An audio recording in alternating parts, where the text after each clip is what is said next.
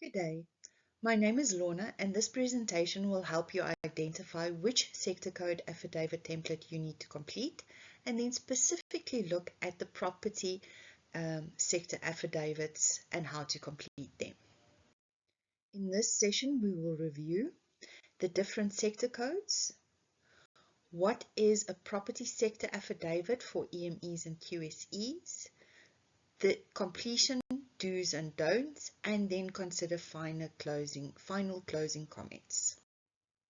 There are various different sector codes, and each one of these sectors have their own affidavits and their own thresholds. An affidavit is a document in which the deponent swears in front of a commission of oaths that the information contained within the affidavit is the truth. The threshold relates to the cut-off in turnover, in which a company then either has to complete a QSE affidavit or a QSE sector certificate. The following are the different sectors: transport, tourism, information and communication technology, marketing, advertising and communication, property, finance, agriculture, forestry, construction. Just a note here that this includes earth moving, gardening, electrical and plumbing, defense, non-profit organizations, and generic affidavits. In this session, we will be reviewing the property sector affidavits for EMEs and QSEs. And again, just to review, you can have an EME affidavit, but based on the sector code's threshold or your black ownership, you need to complete then a QSE affidavit or a QSE scorecard. And if you go above the thresholds for QSEs, you will then do a BE industry specific generic scorecard for larger businesses. You might look at these sector codes and say, but I do business in a variety of these. But the rule is that you don't complete different sector code documents for each of the sectors that you operate in. You complete a sector code affidavit for that sector in which you make more than 50% of your turnover.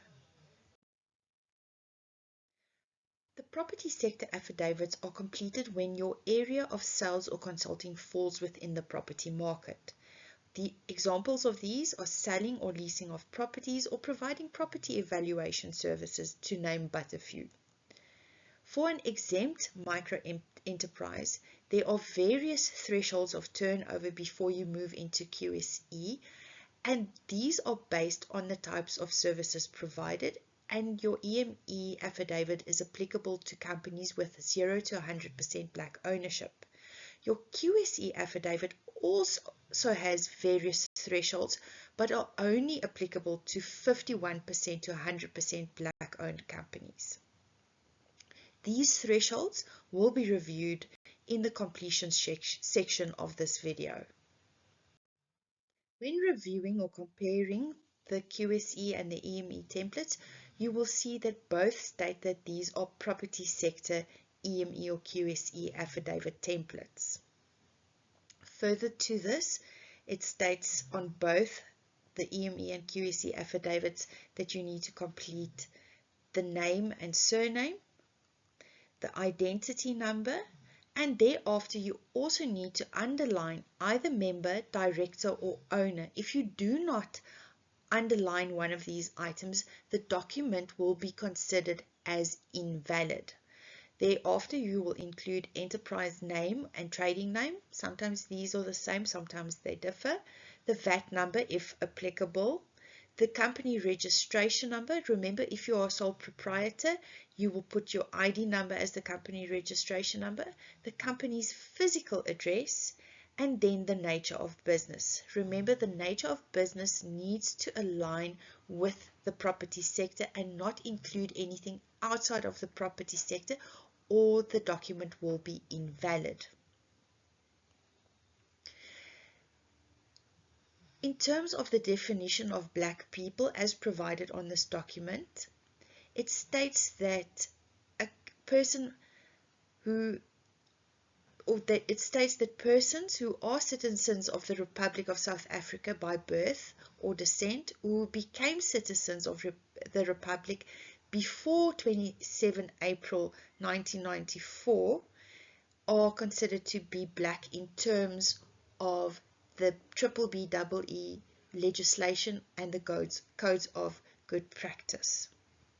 What this means is that if you are a Mozambican, Zambian, Zimbabwean, American, no matter where you were born, and you were not a citizen of South Africa by April 1994, you are not considered as a black person in terms of the codes of good practice and the BBBEE sector legislation. That means you cannot say that your company is 100% black owned. If you were not a citizen by 1994 or not born in South Africa, then you cannot complete the document and state that you are 100% black owned, as it will lead to conviction as it is considered to be fronting. In terms of this next table, the deponent declares under oath the black ownership of the company. A company can be 0 to 100% black owned, 0 to 100% black women owned, or 0 to 100% black designated group owned. A company can, however, not be 0% black owned and then 100% black women owned and 51% black designated group owned. By the same token, the black designated group ownership breakdown must speak to the black designated group ownership. In other words, a company cannot be 0% black designated group owned and then have 51% black youth ownership.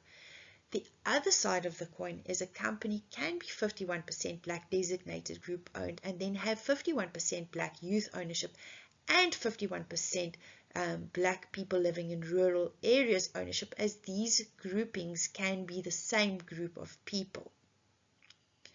When we then look at the financial statements and management accounts or management accounts, the deponent needs to underline either financial statements or management accounts for the period that falls within this affidavit. It is important to note that the financial year end must be a day, month, and year. It cannot be only a year. If you only write a year in year, then the document will be legally invalid. The reason for this is that the financial statements or management accounts may not be older than 12 months from the signing of the document. I say it again, the financial statements or management accounts on which the thresholds are based on which the turnover is based on, may not be older than 12 months from the signing of this document. That is the signing of the deponent or the commissioner on the last page of this document.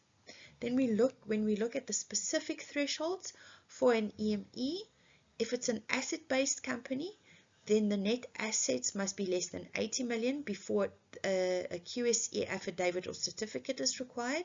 Services based, then it's 10 million before QSE affidavit or certificate is required. And when we look at estate agencies or broking or valuation companies, this turnover must be less than 2.5 million. In other words, if your turnover is more than 2.5 million, you need to move over to a QSE affidavit, and if you are less than 51% black owned, then you are going to need a QSE certificate by a SANAS accredited service provider.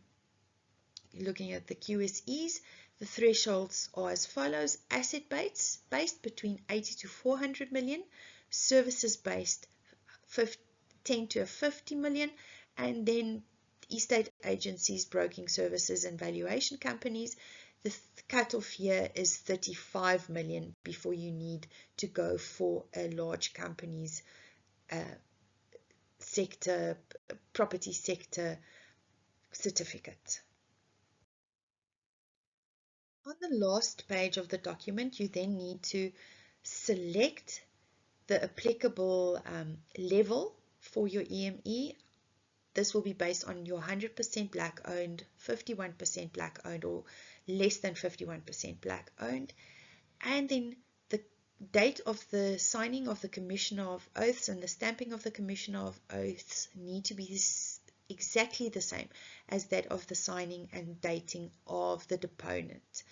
Remember, this is a legal document and it is an oath which you need to make in front of a Commissioner of Oaths. So if these dates do not align, or if either one of these parties have not signed and dated it, the document is not legally valid. And then in terms of the QSEs, you either have 100% black ownership or only at least 51% black ownership as the contributory levels. And again, the date of the signing of the Commissioner of Oaths and the deponent needs to be the same. Last but not least, just in conclusion, remember that you need to complete the correct sector template. The template must be completed 100% correctly, or the document will not be legally valid, and any incorrect, fraudulent, or false information can lead to prosecution, specifically if fronting is suspected. And in terms of shareholding, if this is not true ownership, black ownership is only true ownership if there are voting rights, true power in the running of the company, and true decision-making power. Otherwise, it is not considered true black ownership. And the persons that show shareholding in the company must know what is going on in the company. And an auditor can come and do an audit and conduct interviews to confirm this if they suspect any fronting or fraudulent activities. In conclusion, if you have any questions, you can send these to my colleague Paulina, but also remember to watch the other 3 videos if you think they might be applicable to your business. These are for the generic EME and QSE affidavits, transport sector, and construction sector. Thank you for watching.